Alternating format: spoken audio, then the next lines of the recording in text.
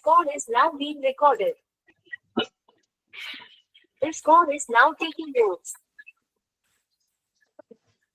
Spine सीधी, 3 बार ओम का उच्चारण, उसके प्रार्थना। ओम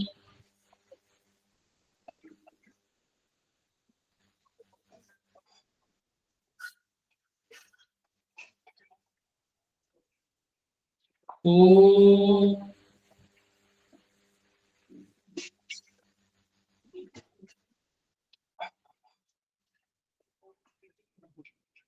ओम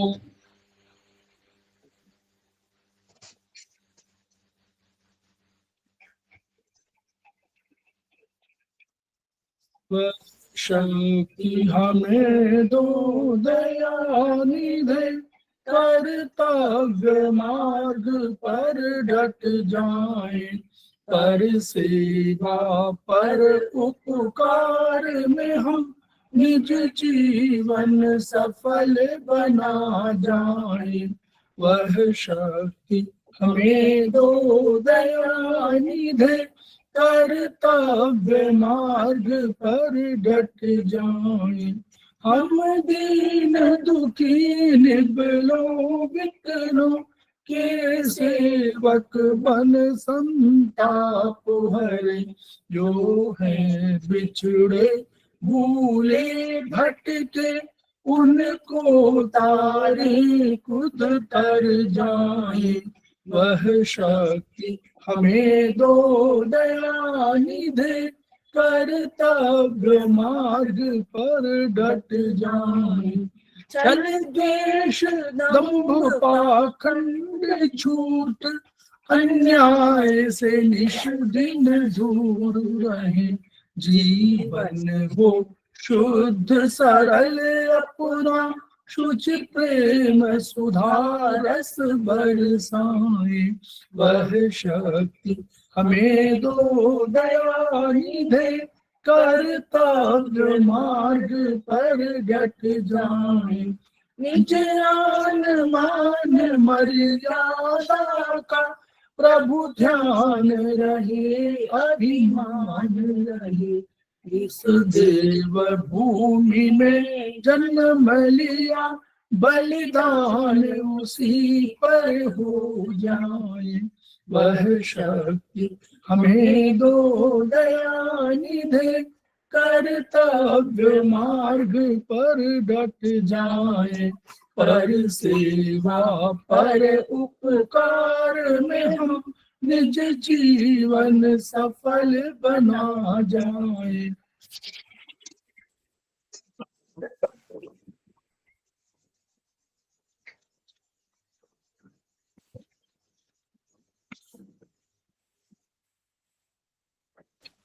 समवाय क्लासेस में आप सभी का स्वागत है। हमारे बीच में श्रीमती वर्षा श्रीवास्तव, उपाध्यक्ष समवाय फाउंडेशन उपस्थित है, उनका स्वागत है। हमारे बीच में रेखा अग्रवाल जी उपस्थित हैं, सेमेस्टर 3 की स्टूडेंट हैं, उनका स्वागत है। हम लोग उनका भी स्वागत कर रहे हैं जो अभी हमारे क्लास को ज्वाइन करने वाले हैं, वीडियो को, उनका भी स्वागत है। और हम लोग जो वीडियो को बाद में सुनेंगे उनको भी हम लोग स्वागत योग्य मानते हैं और उनका भी हम स्वागत करते हैं। हम लोग समवाय फाउंडेशन के सदस्य हैं और हम लोग एकुप्रेशर शोध प्रशिक्षण संस्थान प्रयागराज से संबद्ध है। वहां के मनीषी ब्रह्मलीन MP खेमकर सर के हम ऋणी हैं, जिनकी वजह से संस्थान को यह शोहरत मिली हुई है और हमारी इस एकुप्रेशर विधा को इतनी ख्याति मिली हुई है, इतनी उन्नति मिली हुई है। खेमकर सर का एक सपना था, वो सपना कुछ शब्दों में व्यक्त हुआ था, each one reach one, each one treat one, each one teach one. उसी को आपके माध्यम से जन जन जागरण अभियान के तहत पूरे विश्व में फैलाने का हमारा सपना है और हमें विश्वास है कि विधा जो अपेक्षाकृत कम खर्चीली है, उसका लाभ केवल आपको ही नहीं मिलेगा, आपके घर परिवार पास पड़ोस इष्ट मित्र बंधु बांधवों को ही नहीं मिलेगा, वरन समस्त पीड़ित मानवता को मिलेगा। इसी विचार के साथ हम लोग आज के क्लास की शुरुआत कर रहे हैं। हमारे बीच में सुधा पाठक जी उपस्थित हो गई हैं और आज की क्लास की शुरुआत। विमल बालवानी उपस्थित हैं, जो हमारे समवाय फाउंडेशन के प्रमोटर हैं और वो खुद नेचुरोपैथ हैं। तो हम लोग इसमें ट्रीटाइज सेकेंड सेमेस्टर में ट्रीटाइज 7 पर चर्चा कर रहे हैं, और हम लोगों ने जैसा कि पिछली बार भी हम लोगों ने चर्चा किया था, आज भी हम उसी के कुछ चैप्टर्स पर ध्यान देंगे। और इन चैप्टर्स को बताने का विशेष उद्देश्य ये है कि हम लोग जब भी कभी कोई मेरिडियन पढ़ते हैं तो हम लोग समझते हैं कि वो कोई मेरिडियन है किसी ऑर्गन से अटैच है, और उस ऑर्गन से अटैच होने के साथ साथ उस ऑर्गन के बारे में हमको अगर जानकारी हो जाती है तो हम लोग समझते हैं कि जो नॉलेज होती है शायद उससे डिफरेंट हमारा कुछ कंसेप्ट हो एक्यूप्रेशर में, तो हम उसी को आपको अवगत कराना चाहते हैं। उसको अवगत कराने से आपको उपचार में रोगी के इलाज में अधिक सहायता मिलेगी। इसी विषय सर में हम लोग सर आवाज ब्रेक हो रहा है आज। हमारी ब्रेक हो रही है। यस सर, आपकी आवाज ब्रेक हो रही है बार बार। और भी किसी को लग रहा है ब्रेक हो रही है? आप अपना म्यूट करिए सुधा पाठक, आप बताइए। म्यूट अब हो रही है, ब्रेक हो रही है, अब बताइए। हाँ, वो दोनों का वजह से है। अभी मैं देख रहा हूँ कि इसमें कहीं कोई, हालांकि हमने जो है इसमें हमने अपने यहाँ एक ही सिस्टम रखा हुआ है उसमें। तो हम लोग पुनः सुधा पाठक जी का स्वागत कर रहे हैं। हम लोग ट्रीटाइज 7 में स्टमक मेरिडियन जो चैप्टर 29 है और स्प्लीन मेरिडियन जो चैप्टर 30 है, इस पर चर्चा करने जा रहे हैं। तो मैं पुनः स्वागत करते हुए और क्लास हैंडओवर कर रहा हूँ, मैं शेयर कर दे रहा हूँ। तो लोग अपना म्यूट कर लीजिएगा।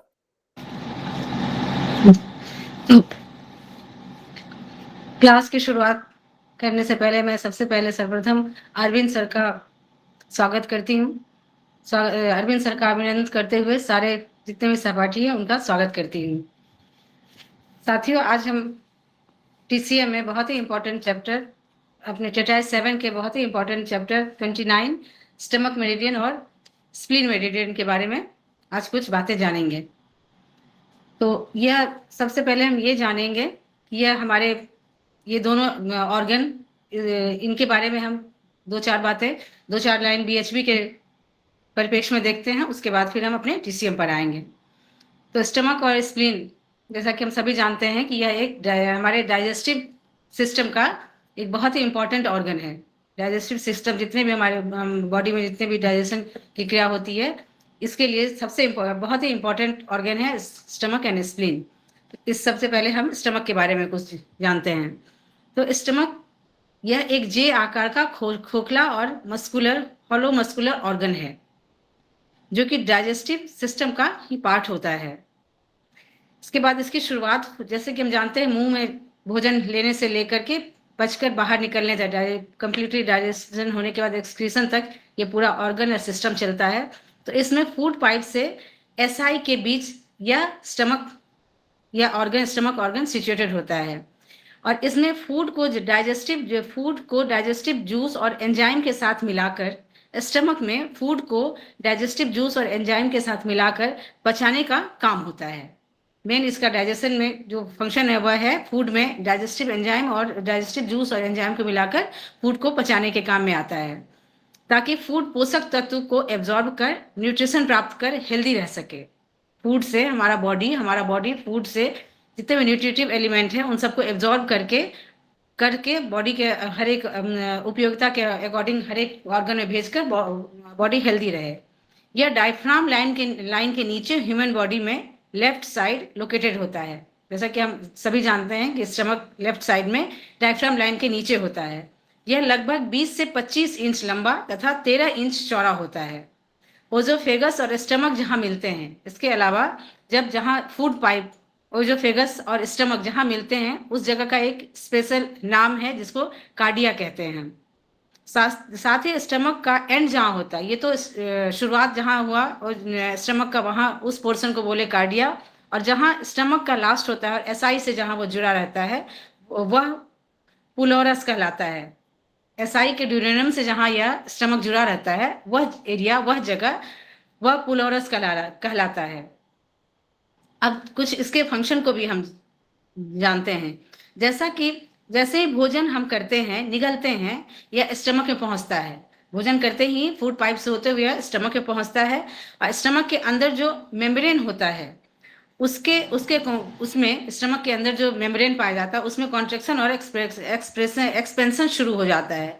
इस तरह लगभग भोजन हमारे स्टमक में 4 घंटे तक रहता है और वहाँ उसका चर्निंग चलता रहता है।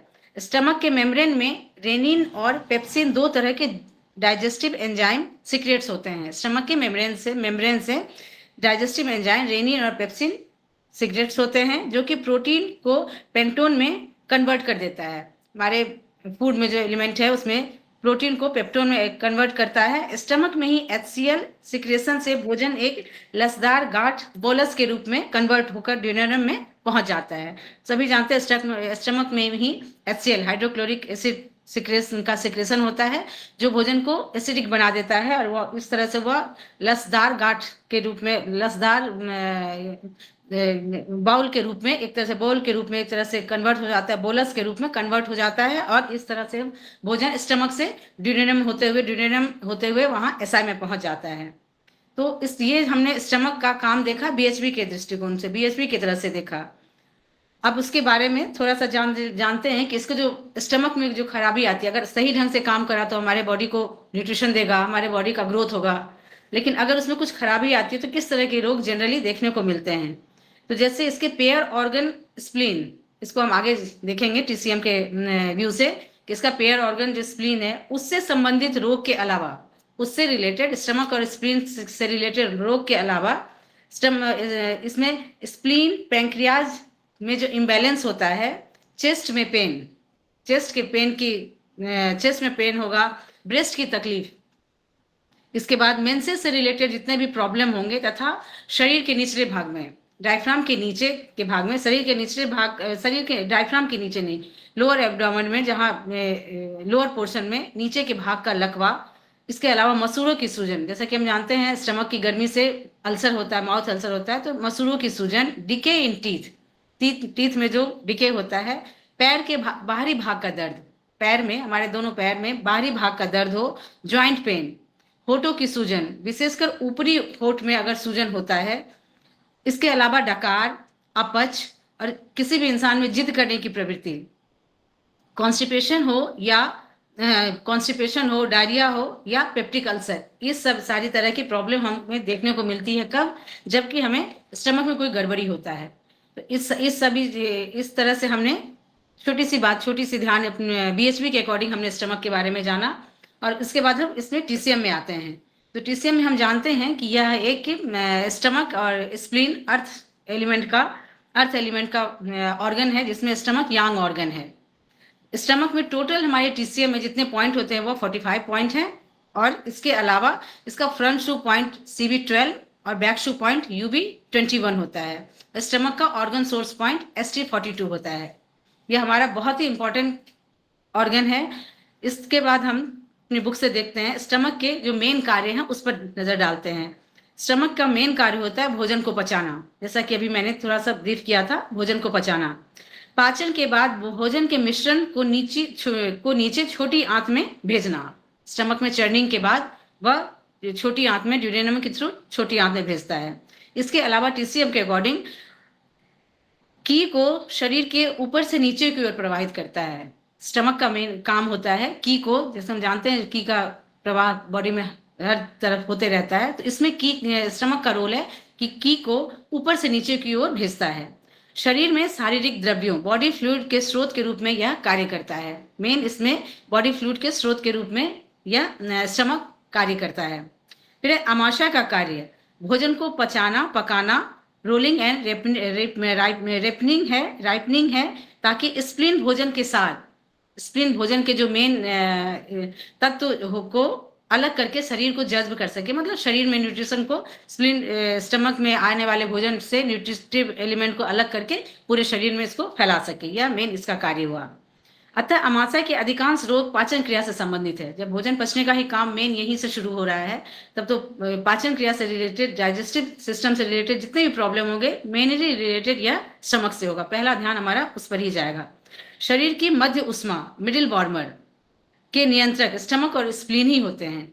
मिडिल वार्मर जो हम जानते हैं डायफ्राम से लेवल तक वाले एरिया को गर्मी प्रदान करता है, तो ऐसे में स्टमक और स्प्लीन मेन उसके कंट्रोलर होते हैं। मिडिल वार्मर शरीर के ऊर्जा पथों का केंद्र है और यहाँ से ऊर्जा ऊपर तथा नीचे की ओर प्रवाहित होती है। मिडिल वार्मर से ऊपर की तरफ लंग्स की तरफ भी जाएगी और नीचे किडनी की तरफ भी आती है। स्टमक की ऊर्जा ऊपर से नीचे की ओर प्रवाहित होती है। पाचन मार्ग में भोजन को ऊपर से नीचे की ओर ले जाने का महत्वपूर्ण कार्य स्टमक की द्वारा किया जाता है। स्प्लीन की ऊर्जा शरीर के नीचे से ऊपर यानी मध्य सेंटर की ओर प्रवाहित करता है। स्टमक की ऊपर से नीचे करता है और इसके बाद इसका जो पेयर ऑर्गन है वह स्प्लीन, वह क्या करता है कि नीचे से लेकर मिडिल बॉडी के सेंटर मिडिल भाग तक की को भेजता है। स्प्लीन पचे हुए भोजन के सार तत्वों को निकालकर शरीर में रक्त के साथ निर्माण कर लंग्स और हार्ट में भेजता है। इसके बाद स्टमक की जब अवरुद्ध हो जाए, कहीं भी स्टेगनेंट हो जाए, तो ऐसे में रिटेंशन ऑफ फूड हो जाता है, फूड की रुकावट हो जाती है, क्योंकि फूड को डाइजेस्टिव ट्रैक के नीचे की ओर भेजने का काम स्टमक का ही है। स्टमक की के द्वारा ही फूड नीचे से ऊपर से नीचे डाइजेस्टिव ट्रैक में ऊपर से नीचे की ओर आता है। ऐसे में अगर स्टमक की ही रुक जाएगा, स्टेगनेशन हो जाएगा, तो इससे होगा रिटेंशन ऑफ फूड हो जाएगा। की दो प्रकार से मनुष्यों को मिलती है, जनरली हम सबने जाना है, फिर भी एक बार देखते हैं। ऊर्जा दो तरह से मनुष्यों में मिलती है, हमें प्रीनेटल की या प्री हेवनली की यानी कि जन्मजात ऊर्जा जो किडनी एसेंस के रूप में हमें मिलती है, और दूसरी पोस्ट नेटल या पोस्ट हेवनली की यानी जगत से प्राप्त ऊर्जा कहलाती है। यह जगतीय पोस्ट हेवनली की को हम स्टमक और स्प्लीन के द्वारा के माध्यम से ही प्राप्त करते हैं। यह जब हम भोजन करते हैं उसके थ्रू जो हमें ऊर्जा मिलती है वह स्टमक और स्प्लीन में ही पचने के बाद ही होता है, उसका डाइजेशन हो, एब्जॉर्प्शन हो, इसके कारण ही होता है। तो ये जो पोस्ट हेवन की है वह हमें जन्मजात ऊर्जा के पोस्ट हेवन की स्टमक और स्प्लीन के माध्यम से हमें मिलती है। शरीर में जन्म के बाद प्राप्त होने वाली ऊर्जा का स्रोत स्टमक और स्प्लीन ही है। स्टमक स्प्लीन दोनों मिलकर रूट और पोस्ट हेवन की कहे जाते हैं। तो इस तरह से यह इतना इंपॉर्टेंट है कि स्टमक और स्प्लीन दोनों को मिलकर, दोनों की ऊर्जा मिलकर एक तरह रूट और पोस्ट हेवन की कहे जाते हैं। तो इस तरह से अगर मान लो वाइवा में अगर आता है रूट और पोस्ट हेवन की, तो इसमें हमारा आंसर होना होगा स्टमक और स्प्लीन। हम इस वाइवा या ऑब्जेक्टिव में अगर आता है तो इसको हम इस तरह से मेंशन कर सकते हैं। फिर चाइनीज एक्यूप्रेशर में स्टमक की को प्रधानता दी गई है और मूल ऊर्जा माना गया है। फिर है उपचार से रोग में कितना सुधार आया है, इसका जांच स्टमक की ऊर्जा को जांच कर ही किया जाता है। स्टमक की ऊर्जा के अकॉर्डिंग ही हम समझ सकते हैं, उसको जांच कर ही समझ सकते हैं कि हम जो ट्रीटमेंट दे रहे हैं उसमें कितना सुधार आया है। फिर है जब स्टमक ऊर्जा का निर्माण नहीं कर पाता है और स्टमक डिफिशियंट हो जाता है, जब सही ढंग से ऊर्जा उसमें नहीं बन पाएगा तो ऐसे में डिफिशियंट होगा, तो जो व्यक्ति, तो इसके कारण व्यक्ति में थकान और कमजोरी महसूस होता है और निरंतर रहने वाली थकान का उपचार करते समय स्टमक का उपचार पर विचार करना चाहिए। अगर कोई हमारे पास आता है, बोलता है लगातार उसमें कितना भी खाए पिए लेकिन उसमें कमजोरी बनी ही रहती है, तो सबसे पहला ध्यान हमारा स्टमक की डिफिशियंसी पर ही जाना चाहिए। फिर एक महत्वपूर्ण ध्यान देने वाली बात है, स्टमक के डाइजेस्टिव ट्रैक में भोजन को ऊपर से नीचे की ओर भेजने के लिए लिक्विड की आवश्यकता होती है। उसके बाद इस लिक्विड की कमी से स्टमक रूपी मिक्सर थक जाता है और उसके बाद स्टमक इन डिफिशियंसी हो जाती है। इसको हम एक घरेलू भाषा में समझ सकते हैं कि या तो हम अपने मिक्सी में बिल्कुल ड्राई अगर उसको पीसते हैं, किसी चीज को अगर पीसते हैं मिक्सर में डालकर तब भी ठीक रहता है, लेकिन फ्रीक्वेंट उसमें फ्लो होने के लिए, उसको चलने के लिए अगर उसमें हम जब तक पानी नहीं डालेंगे तब तक वो मिक्सर पर के मोटर पर ज्यादा जर पड़ता है, ज्यादा उसमें स्ट्रेंथ लगाने की जरूरत होती है। ठीक इसी तरह से जब भोजन हमारे स्टमक में जाता है और वहां पचना शुरू करता है तो उस समय यहाँ पर स्टमक में बॉडी लिक्विड की जरूरत होती है। लिक्विड के कारण जैसे HCl हो गया या बॉडी फ्लूइड, इसकी जरूरत होती है जिससे कि वह फ्री फ्लो करके सही ढंग से भोजन को पचा सके। और ऐसे में अगर लिक्विड नहीं मिल पाएगा तो उसमें स्टमक इन डिफिशियंसी हो जाती है। अतः सम्यक जल यानी लिक्विड का सेवन अवश्य करते रहना चाहिए। इसलिए सही मात्रा में, ना बहुत ज्यादा ना बहुत कम, लिक्विड का सेवन हमें सही मात्रा में करना चाहिए जिससे कि सही ढंग से हमारे स्टमक में भोजन का पाचन हो जाए। स्टमक को ह्यूमिडिटी की आवश्यकता होती है। यह भी एक इंपॉर्टेंट पॉइंट है कि स्टमक को ह्यूमिडिटी की आवश्यकता होती है तथा स्प्लीन को ड्राइनेस की आवश्यकता होती है। तो इस तरह हमने देखा पेयर ऑर्गन है लेकिन दोनों एक दूसरे के आवश्यकता के अकॉर्डिंग ऑपोजिट है। एक को ह्यूमिडिटी चाहिए और एक को ड्राइनेस चाहिए। ह्यूमिडिटी की अधिकता से स्प्लीन की तथा बॉडी फ्लूइड को नीचे से सेंटर की ओर नहीं ला पाती है। स्प्लीन को चूंकि ड्राइनेस चाहिए, ऐसे में अगर ह्यूमिडिटी अधिक हो जाएगी, स्प्लीन को ह्यूमिडिटी पसंद नहीं है, तो अगर ह्यूमिडिटी हो जाए तथा बॉडी फ्लूइड की अधिकता हो जाए तो इससे क्या होगा, नीचे से सेंटर की ओर वह की को नहीं ला पाएगी। इस कार्य के लिए स्प्लीन को ड्राइनेस चाहिए। स्प्लीन में अथवा स्प्लीन मार्ग में ह्यूमिडिटी बढ़ने से स्प्लीन यांग डिफिशियंसी हो जाती है। स्प्लीन के मार्ग में या स्प्लीन में अगर ह्यूमिडिटी बढ़ जाती है तो उसमें स्प्लीन यांग की डिफिशियंसी हो जाती है तथा स्प्लीन में ऊर्जा प्रवाह पथ में शरीर के निचले भाग में स्वेलिंग एवं भारीपन आ जाता है। स्टमक शरीर के सभी बॉडी फ्लूइड का स्रोत होता है, क्योंकि जो हम खाते हैं पीते हैं उसी से शरीर के विभिन्न बॉडी फ्लूइड का निर्माण होता है। हम जो भोजन करते हैं उसको डाइजेशन के बाद जो उसमें से जो फ्लूइड निकलता है उसी से हमारे बॉडी फ्लूइड का भी निर्माण होता है। यदि बॉडी फ्लूइड से संबंधित बीमारी होती है तो इसका कारण स्टमक इन डिफिशियंसी भी हो सकता है। तो हमने टेट्राइड 7 के एक अलग से चैप्टर में, बॉडी फ्लूइड का चैप्टर है, उसमें देखा था कि बॉडी फ्लूइड की कमी से क्या क्या बीमारी हो सकती है। तो ऐसे कंडीशन में बॉडी फ्लूइड की अगर कोई बीमारी हमारे सामने आती है तो उसमें स्टमक इन डिफिशियंसी को सबसे पहले प्रायोरिटाइज करके उस पर ध्यान देकर के उसका इलाज कर सकते हैं। और बॉडी फ्लूइड का कंट्रोलर स्टमक होता है, इस पर भी हमें हमेशा ध्यान रखना चाहिए। अब भोजन, अमाशय की बीमारियों का मूल कारण भोजन होता है। कितना भोजन खाया, कब खाया और क्या खाया। सही ढंग से अगर हम हमारे पहले के लोग सभी कहते भी थे कि अपनी भूख से एक कौर कम खाना चाहिए। ऐसा इसलिए कहते थे कि उसको भोजन को पचने में आसानी होती है। बहुत ज़्यादा पानी नहीं पीना चाहिए, बहुत कम नहीं, एकदम सफिशिएंट अमाउंट में ही पानी को इंटेक पीना चाहिए, जिससे कि भोजन को पचने में, भोजन को रोटेट होने में, एज अ मिक्सर अगर स्टमक काम करता है तो उसको घूमने में, बोलस बनने में उसको आसानी हो। क्या खाए क्या ना खाए। सूखा भोजन आमाशय के लिए हानिकारक होता है। जैसे कि हमने देखा था कि स्टमक को ड्राइनेस नहीं पसंद है, स्प्लीन को ड्राइनेस पसंद है। ऐसे में अगर हम मिक्सचर, मठरी, भुजिया, पाव रोटी, ड्राई फ्रूट्स आदि हमेशा हमेशा अच्छे काफ़ी अमाउंट में अगर हम लेते हैं, थोड़ा बहुत ले तो कोई बात नहीं, लेकिन अगर अधिक अमाउंट में लेते हैं तो यह स्टमक के लिए हानिकारक होता है। इसमें हम आमाशय में ह्यूमिडिटी की कमी हो जाती है और आमाशय सूखा हो जाता है और इससे स्टमक इन डिफिशियंसी हो जाती है। और इसके अलावा अगर गर्म तासीर का भोजन अधिक करते हैं तो इसमें स्टमक हीट बढ़ जाने की का कंडीशन होता है। जैसे कि मिर्च, मसाले, अदरक, अगर ये सारा कुछ ज़्यादा हम लेते हैं तो स्टमक हीट बढ़ जाती है। इसके अलावा अगर अधिक ठंडा भी अगर हम खाते हैं तो इससे स्टमक कोल्डनेस बढ़ जाता है।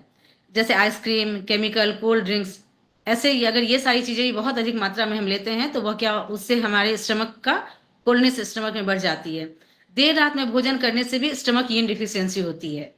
एक तो बॉडी फ्लूइड, अगर फ्लूइड की कमी होगी तब भी स्टमक की डिफिशियंसी होगी, और अगर हम लेट नाइट अगर खाते हैं तो ऐसे में भी स्टमक इन डिफिशियंसी हो जाती है। करी, वरी एंड हरी। करी वरी मतलब ज़्यादा मसालेदार करी खाना, वरी चिंता करना, और हरी तेजी में खाना। बहुत अगर तेजी में हम किसी चीज़ को चबा चबा के नॉर्मल ये में स्पीड में नहीं खाकर तेजी में खाते हैं तो इसमें स्टमक की में रुकावट आ जाता है और retention of food in stomach हो जाता है। इस तथा लंबी अवधि में होने पर यह कॉन्ट्रावेक्शन, रिटेंशन के बाद उसी समय अगर हमने ध्यान नहीं दिया तो वो कॉन्ट्रावेक्शन के रूप में सामने आ जाता है। कॉन्ट्रावेक्शन और उससे होने वाली बीमारियों के सिम्टम के रूप में सामने आता है। पेट में ऊर्जा तथा बॉडी फ्लूइड उल्टे चलने लगता है। कॉन्ट्रावेक्शन को समझाया है कि किस तरह से काम करता है, तो इसमें स्टमक की और बॉडी फ्लूइड उल्टा चलने लगता है, जिससे कि हमें डकार आने लगती है, छाती में जलन होने लगता है, उल्टी या वोमिटिंग, उबकाई की शिकायत होती है। तो ये तो हमने अपने प्रैक्टिकल लाइफ में भी देखा है कि अगर हम बहुत ज़्यादा खा लेते हैं, एसिडिक खा लेंगे या मसालेदार खाएंगे तो जनरली हमारे स्टमक में जलन होता है, जिसका कि रिफ्लेक्शन ऊपर की ओर होता है कॉन्ट्रावेक्शन की वजह से, जिससे कि हमारे गले में जलन की शिकायत, छाती और गले में जलन की शिकायत होती है। फिर कब और कितना खाएं। नियमित समय पर भोजन करना चाहिए। अनियमित भोजन दिनचर्या से स्टमक की डिस्टर्ब हो जाता है। और इतना ही नहीं, उचित टाइम पर, जो कि हमारा स्टमक का टाइम है, एलआई का टाइम है, एलआई के बाद 7 से 9, 7 से 9 नहीं, 5 से 7 एलआई का टाइम है और 7 से 9 इसी बीच में हम हमारे ऑर्गन क्लॉक के अकॉर्डिंग इस टाइम में हमें हेवी नाश्ता कर लेना चाहिए, हमारे बॉडी के लिए अच्छा होता है। तो उस ऑर्गन टाइम क्लॉक के अकॉर्डिंग हमें उसमें नाश्ता कर लेना चाहिए। ज़्यादा व कम भोजन ना करें, बहुत ज़्यादा भी ना करें, बहुत कम भी ना करें। जल्द भोजन ना करें, रात्रि में देर से भोजन न करें। ये सारी चीजें हमने ऊपर में देखी ही है। आवश्यकता से अधिक भोजन करने से पचाने में प्रॉब्लम आती है। स्टमक में भोजन पचाने में ऊर्जा अधिक लगती है। भोजन को नीचे की ओर भेजने में भी स्टमक की ऊर्जा डिफिशियंट हो जाती है और भोजन में आमाशय में भोजन फूड रिटेंशन हो जाता है और बिना चबाए अगर जल्दी जल्दी खाएंगे तो ऐसे में भी वह देर से पचता है भोजन, जिससे कि उसका अवरुद्ध हो जाता है, स्टेसिस हो जाता है। फिर है स्टमक की का दर्पण हमारी जीभ होती है। जीभ पर मामूली सफेद परत बताती है कि स्टमक ठीक से कार्य करता है। अगर हम टंग को डायग्नोस करें कि स्टमक में किस तरह से काम कर रहा है, तो जीभ पर अगर मामूली परत होती है, सफेद परत, वह स्टमक के ठीक ढंग से कार्य करने को दिखाती है। लेकिन जीभ पर कोई परत न होना, अगर कोई परत नहीं है, कोई लेयर नहीं है, यह पाचन क्रिया की बिगड़ गई है तथा स्टमक की घातक स्तर पर नीचे गिर गई है, इसका कोलैप्स हो गया है। स्टेसिस नहीं बल्कि वह कोलैप्स हो गया, यह दिखाता है जीभ पर कोई परत ना हो। जीभ पर गाढ़ी परत, सफेद परत बताती है कि स्टमक में कोल्डनेस बढ़ गया है। सफेद परत यह बताती है कि स्टमक में कोल्डनेस बढ़ गया है। जीभ पर गाढ़ी पीली अगर परत हो तो वह स्टमक हीट को बताती है। अब है स्टमक और स्प्लीन में संबंध। तो हम सभी जानते हैं कि अर्थ एलिमेंट का ऑर्गन है, दोनों पेयर ऑर्गन है, स्टमक और spleen yin and yang organ है। स्टमक एवं स्प्लीन दोनों मानव शरीर में अर्थ एलिमेंट को नियंत्रित करते हैं। दोनों में पति पत्नी का संबंध होता है। स्टमक भोजन को पचाता है तो स्प्लीन उससे रक्त एवं बॉडी फ्लूइड बनाता है। स्टमक एवं स्प्लीन में निम्न संबंध है। स्टमक यांग ऑर्गन है और स्प्लीन यिन ऑर्गन है। स्टमक एवं स्प्लीन दोनों शरीर में अर्थ एलिमेंट को दिखाते हैं, से संबंधित है। स्टमक शरीर में ऊपर से नीचे की ओर प्रवाहित होती है स्टमक की, और स्प्लीन की नीचे से ऊपर की ओर प्रवाहित होती है। इस तरह से यह एक तरह से पूरा एक चक्र अपने बॉडी में ऊपर से नीचे, नीचे से ऊपर एक चक्र को साइकिल को पूरा करती है। यांग ऑर्गन होने के बावजूद स्टमक को ह्यूमिडिटी, वेटनेस पसंद है एवं ड्राइनेस नहीं पसंद है। इसके ऑपोजिट यंग ऑर्गन होने के बावजूद स्प्लीन को ड्राइनेस पसंद है तथा वेटनेस नहीं पसंद है। Humidity increase the digestion power of stomach and dryness increase the ascending power of spleen की। तो इस लाइन के अकॉर्डिंग ड्राइनेस की वजह से ये जो स्प्लीन की नीचे से जो ऊपर जाती है उसकी जो पावर होती है वो इंक्रीज होती है, और ह्यूमिडिटी इंक्रीज होने से डाइजेशन पावर स्टमक का है वह इंक्रीज होता है। स्टमक सूखा है तो स्टमक की नीचे की यही बातें जो हमने अभी बताई थी उसी को बताया है। अगर स्प्लीन में बहुत ज्यादा ह्यूमिडिटी है तो स्प्लीन की ऊपर की ओर नहीं चल पाएगा, क्योंकि हमने देखा स्प्लीन को ड्राइनेस पसंद है, ह्यूमिडिटी नहीं। तथा की एवं बॉडी फ्लूइड ऊपर की ओर का प्रवाह भी रुक जाएगा। नीचे से ऊपर की ओर की नहीं जाएगी तो की और बॉडी फ्लूइड का प्रवाह भी रुक जाएगा। स्टमक में ज्यादातर ऊर्जा बढ़ जाने से रोग होते हैं। ऊर्जा जनरली की के इंक्रीज एक्सेस हो जाने की वजह से ही इसमें बीमारी होती है। स्प्लीन में ज्यादातर, इसके अपोजिट स्प्लीन में ज्यादातर ऊर्जा घट जाने की वजह से ही बीमारी होती है। Stomach is prone to heat. Stomach को गर्मी नहीं पसंद है। स्टमक गर्म जल्दी होता है। Spleen is prone to cold. Spleen जल्दी ठंड होता है, इसलिए ठंडी चीजें स्प्लीन को नहीं पसंद है। स्टमक को गर्मी सूट नहीं करता है तो स्प्लीन ज्यादा ठंड नहीं स्प्लीन को नहीं सूट करता है। स्टमक में अक्सर स्टमक यिन डिफिशियंसी हो जाती है। अभी हमने पीछे इसको देखा था, स्टमक में यिन डिफिशियंसी होती है। स्प्लीन में अक्सर स्प्लीन यांग की डिफिशियंसी हो जाती है। तो ऐसे में हम थेरेपिस्ट को ध्यान रखना चाहिए कि स्वभावतः यांग ऊपर की ओर प्रवाहित होता है और यिन स्वभावतः नीचे की ओर प्रवाहित होता है। तो यह हाथ की सभी यिन एवं यांग मेरिडियन इसी नियम का पालन करते हैं। ये तो हमने देखा ही है, जितने भी यिन हैं वो नीचे से ऊपर की तरफ जाते हैं, और ये हाथ के बारे में बता रहा है। हाथ में अगर मेरिडियन का हम देखें फ्लो किस तरह से है, और यांग है ऊपर से नीचे की ओर आता है। पैर में स्थित स्टमक, गॉल ब्लैडर में यूबी यांग होते हुए ऊपर से नीचे की ओर आते हैं, तथा स्प्लीन, लिवर और किडनी मेरिडियन यिन होते हुए भी नीचे से ऊपर की ओर आते हैं। ये हम सभी जनरली मेरिडियन के लाइन को फ्लो की वजह से हम सभी जानते हैं। इसका अर्थ यह है कि स्टमक यांग होते हुए भी यिन का कार्य करता है। स्टमक यांग होते हुए भी यिन का कार्य करता है। स्प्लीन यिन मेरिडियन होते हुए भी यांग का कार्य करती है। यही कारण है कि stomach point number 1 two point number 31 तक बिंदु यिन साइड में होते हैं। ओके, ये हमने देखा है कि मेरिडियन का जब हम बॉडी में देखते हैं, पॉइंट्स को देखते हैं, तो स्टमक मेरिडियन इसी वजह से 1 से लेकर 31 नंबर तक यिन साइड में होता है, और उसके बाद वह पैर से होते हुए, नीचे से होते हुए, पैर के साइड से होते हुए यांग साइड में होते हुए पैर में चला जाता है। इसी प्रकार स्प्लीन पॉइंट नंबर 1 से 5 तक यांग साइड में होता है, उसके बाद फिर वो इन साइड में आ जाता है। इसको ऐसा जो रूल लिखा है, खिमका सर ने लिखा है इस बात को, लेकिन वर्चुअली ये जो कंसेप्ट बता रहे हैं वो थोड़ा सा डिफरेंट है। प्रोफेसर पार्क जी ने थोड़ा अलग बताया। उन्होंने बताया कि ऐसे हाथ उठाइए, आप देखिएगा ऐसे हाथ उठाइए तो जो यांग ऊर्जा है वो ऊपर से आएगी। तो इसलिए जो भी मेरिडियन का कंसेप्ट को समझिए, जो मेरिडियन कंसेप्ट है यांग ऊपर से आएगी और इन नीचे से जाएगी। तो ये थोड़ा लाइन जो वो खिमका सर ने लिखा है वो थोड़ा सा डिफरेंट है और सबसे, ठीक है, प्रोफेसर पार्क के कंसेप्ट से डिफरेंट है। इन ऊर्जा कहाँ से आएगी? पृथ्वी से आएगी, क्योंकि इन पृथ्वी है, तो इन ऊर्जा नीचे से आएगी। तो इसलिए स्प्लीन, लीवर, किडनी तीनों नीचे से आएंगी, तो वो सही है, कोई गलती नहीं है। स्टमक और यांग, जितने भी यांग है, स्टमक है और हमारा क्या है, जीबी है, और हमारा तीसरा क्या है, जीबी, स्टमक, और तीसरा किडनी का होगा यूबी। तीनों मेरिडियन ऊपर से नीचे आएंगी। ऐसे हाथ उठाएंगे तो ऐसे इस नियम का पालन करेंगी। अब ये क्या नियम का पालन, आप लोग समझ लीजिए इस बात को, नियम का पालन क्या नहीं करती है।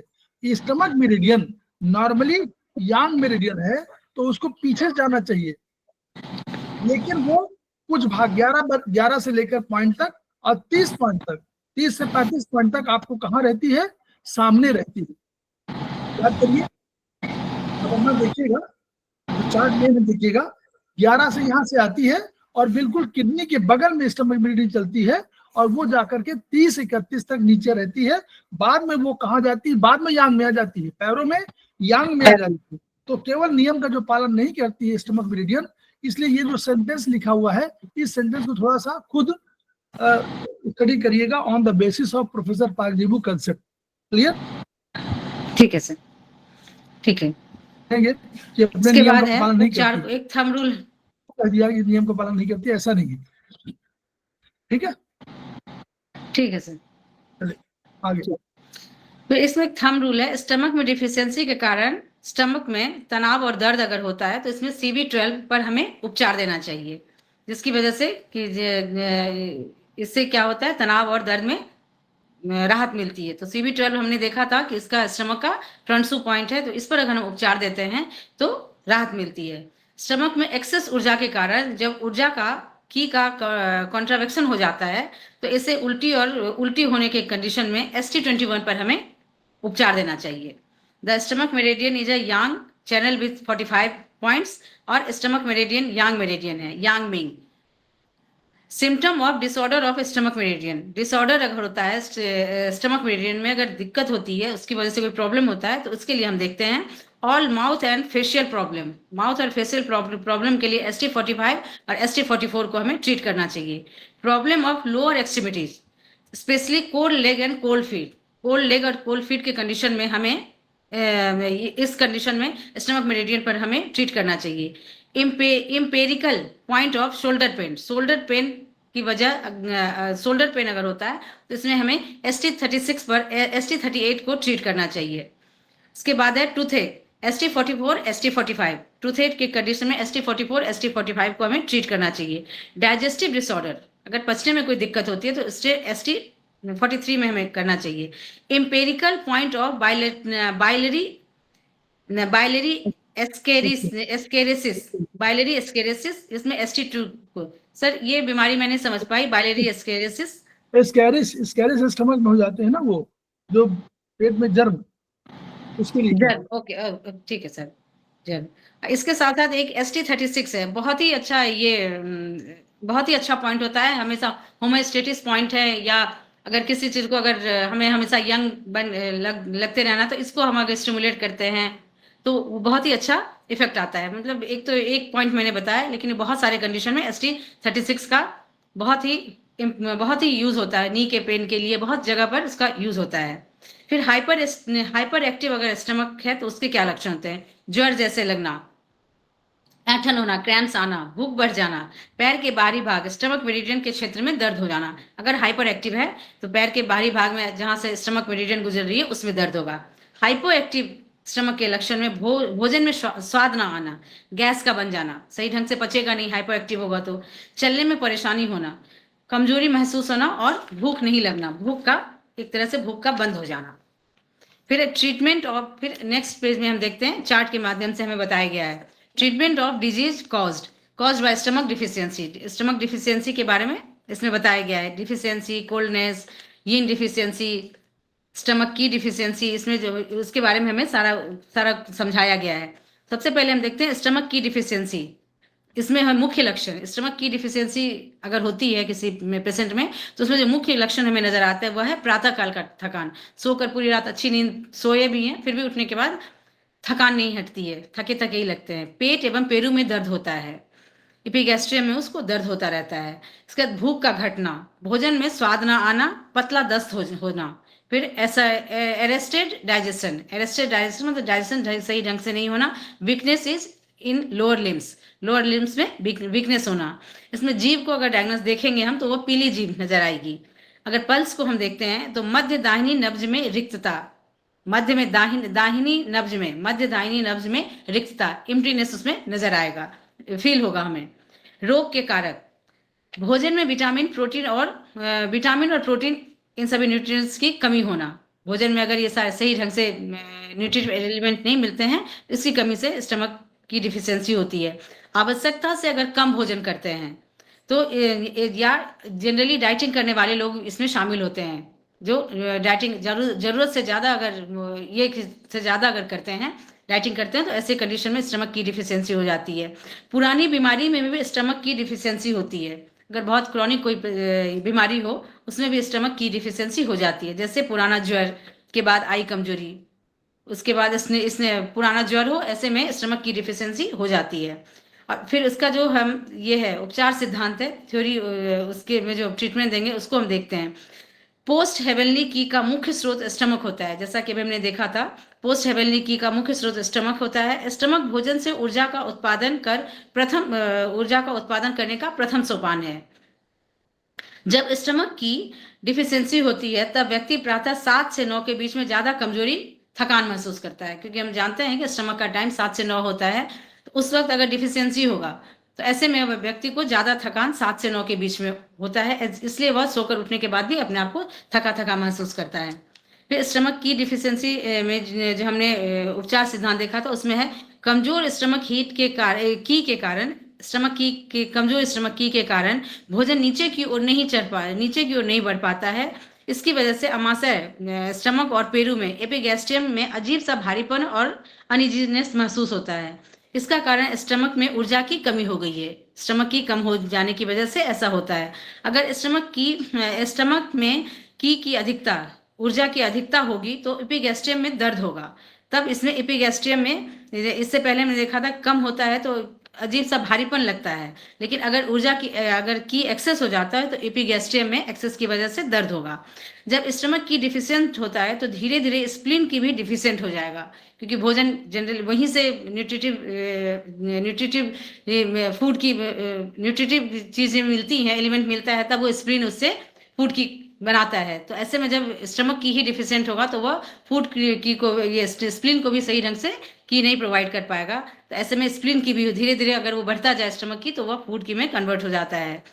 तो ऐसे में जब दोनों ही डिफिशिएंट हो जाता है, स्टमक और स्प्लीन दोनों डिफिशिएंट हो जाएगा, तो भूख की कमी होगी, स्वाद की भी कमी होगी, टेस्ट नहीं आएगा, पतला दस्त होगा, जीभ पतली होगी, पीली जीभ होगी, ये सारे लक्षण उसमें नजर आएंगे। तो ऐसे में स्टमक की डिफिशियंसी के केस में हम किसी भी पेशेंट को ये हम ट्रीटमेंट दे सकते हैं। ST36, CB6, CB12 and UB21।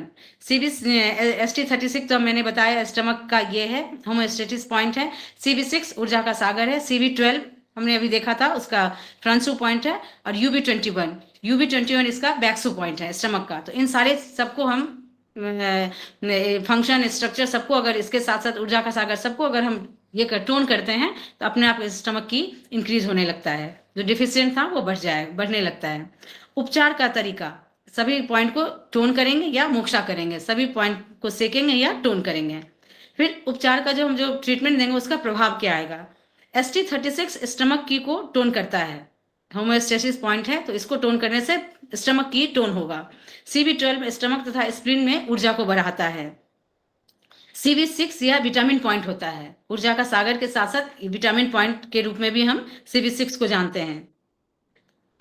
तथा पतले दस्त एवं उससे आई हुई कमजोरी के उपचार का महत्वपूर्ण बिंदु है। UB21 स्टमक की को टोन करता है, इसका बैक्सू पॉइंट होने की वजह से यह स्टमक की को टोन करता है और अति थकान को, जो डिफिशियंसी की वजह से अधिक थकान आ जाता है उसको ठीक करता है। फिर है दूसरा पॉइंट है हमारे पास स्टमक कोल्डनेस। स्टमक कोल्डनेस की वजह से जो मुख्य लक्षण आएगा पेशेंट में वह है सब समय थकान लगना, पेट एवं पेरू में असहजता जो कि शौच के बाद बढ़ जाती है। कोल्डनेस की वजह से ये शौच करने के बाद असहजता जो अनइजीनेस होता है वह बढ़ जाएगा तथा मालिश करने से उसमें आराम मिलने लगेगा। अगर वहां पर दबाव दिया जाए, मालिश किया जाए तो उसको पेशेंट को आराम मिलेगा। तो यह हमें बताता है, एक बहुत ही इंपॉर्टेंट लक्षण है, यह बताता है कि स्टमक में कोल्डनेस बढ़ गई है। फिर इसमें है भूख ना लगना, भूख नहीं लगता है, गर्म भोजन तथा गर्म पेय पसंद करेगा, पतला दस्त होगा, हाथ पैर ठंडे हो जाएंगे और सादे पानी की उल्टी होगी और एकदम सादे पानी की उल्टी होगी। फिर इसमें जीभ होगी फूली हुई एवं पीली होगी तथा इसमें जो पल्स आएगा दोनों हाथ में कमजोर और गहरी नब्ज होगी, बिल्कुल कमजोर और गहरी मतलब अंदर की तरफ मतलब गहरी नब्ज होगी, फील नहीं होने वाली नब्ज होगी। फिर है रोग के कारक, भोजन में ठंडे भोजन तथा पेय जैसे कोल्ड ड्रिंक और आइसक्रीम, सलाद, फल, सब्जी आदि की अधिकता। जानते हैं कि स्टमक को ड्राइनेस नहीं है, ठंडा नहीं पसंद है, ऐसे कंडीशन में अगर ज़्यादा कोल्ड ड्रिंक्स हम लेते हैं तो ये स्टमक में कोल्डनेस बढ़ जाती है। भोजन में विटामिन प्रोटीन आदि की कमी होना, बाहरी ठंडक आमाशय में अगर चली जाती है तो ऐसे में भी स्टमक कोल्डनेस से जो डिजीज होता है वो बढ़ जाता है। उपचार सिद्धांत, स्टमक में कोल्डनेस बढ़ने के साथ साथ स्टमक की भी डिफिशियंट हो जाता है, जिससे कि अंदर ठंडक बैठ जाती है और हाथ पैर ठंडे रहने लगते हैं। पतले दस्त होने के साथ साथ गर्म भोजन तथा पेय पेशेंट को अच्छे लगते हैं। फिर जब स्टमक की डिफिशियंट हो जाता है तथा स्टमक में कोल्डनेस भी होने लगता है तो ऐसे में रोगी को दबाने तथा मालिश करने से आराम मिलता है। स्टमक की डिफिशियंट रहेगा और कोल्डनेस भी रहेगा स्टमक में, तो ऐसे में दबाने से और मालिश करने से आराम मिलेगा। गर्म भोजन पेय लेने से राहत मिलती है। फिर लॉन्ग ब्यूल मेरिडियन में LI तथा SI मेरिडियन मिलकर ब्राइट यांग लॉन्ग ब्यूल बनाती है, अतः शौच के बाद एपिगैस्ट्रियम में असहजता बढ़ती है। कहने का मतलब LI और SI मिलकर के एक लॉन्ग ब्यूल मेरिडियन का निर्माण करती है, जिससे कि शौच के बाद एपिगैस्ट्रियम में अनइजीनेस असहजता बढ़ती है और स्टमक और लार्ज इंटेस्टाइन की कमी के कारण ऐसा होता है। अगर एक साथ स्टमक की और लार्ज इंटेस्टाइन में भी की कमी हो, इसकी वजह से ये सारे सिम्टम होते हैं। तो इसमें ट्रीटमेंट हम 2 ग्रुप में देंगे, ST36, CV6, CV12, UB20 and UB21। सारे पॉइंट को, जो कि एक तरह से स्टमक की डिफिशियंसी के भी सारे पॉइंट हैं, सबको टोन करेंगे, सिर्फ UB20 एक अलग है। इसके बाद दूसरे ग्रुप में है P6, CV12, ST34 and UB21। इन सारे पॉइंट को हम टोन करेंगे, टोन एवं मोक्षा करना चाहिए। फिर हमारे पास तीसरा है स्टमक ईन डिफिशियंसी। हमने देखा था स्टमक की डिफिशियंसी पहले, फिर है कोल्डनेस डिजीज, फिर है स्टमक ईन डिफिशियंसी की वजह से इसमें क्या होगा, इसमें मुख्य लक्षण होंगे पेट एवं पेरू में दर्द होगा, भूख नहीं लगना, उसके बाद खाने के बाद भारीपन, पेट में भारीपन लगना, कब्ज रहना, प्यास के बावजूद कम पीने की इच्छा हो, प्यास तो लगी हो लेकिन कम पानी पीने की इच्छा हो, मुंह तथा गला सूखा हुआ पेशेंट का लगे, तथा ज्वर अथवा तीसरे पहर का ज्वर, तीसरे पहर में शाम के टाइम में पेशेंट में फीवर के जैसे फील होना। इसमें जीभ होगा लाल एवं मध्य में पील्ड, लाल मतलब रेडिशनेस होगा, मध्य में पील्ड होगा। सर पील्ड मतलब हल्के से दांत वाले नहीं, पील वाले क्रैक होगा, थोड़ा क्रैकिंग होगी या दांत निशान बने होंगे जो स्पील में होता है। ठीक है। फिर दोनों अगर हम नब्ज देखें, इसमें पल्स देखें, दोनों हाथ में तैरती हुई और रिक्त नब्ज होगी। इसमें रोग के कारक है अनियमित भोजन करना, रोग किस कारण से होगा, अगर हम इरेगुलर भोजन लेते हैं, रात्रि में देर से भोजन करना, बड़े और जल्दी जल्दी भोजन को करना, खाते वक्त भी चिंता करना, खाते वक्त काम में लग जाना, इसके बाद स्टमक की पहले डिफिशियंट होगा और लंबे समय तक स्टमक की डिफिशियंस होने के बाद स्टमक इन डिफिशियंसी में वह कन्वर्ट हो जाएगा। इसके बाद उपचार सिद्धांत, शरीर में बॉडी फ्लूइड का स्रोत स्टमक है, जैसा कि अभी हमने अपने चैप्टर में देखा था।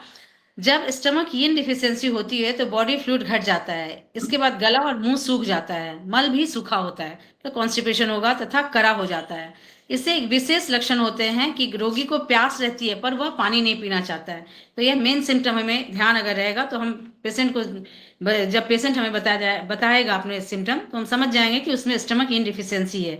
और मेन सिम्टम है कि उसको प्यास तो लगी रहती है लेकिन वो पानी नहीं पीना चाहता है। और उसके बाद है उपचारकों को इसका कारण समझना चाहिए, मेन समझना चाहिए कि उसमें हीट बढ़ी हुई है। ये सिम्टम, प्यास लगी पर पी नहीं रहा है, चाहे मल करा हो रहा है, तो समझना चाहिए कि स्टमक में हीट बढ़ गया हो।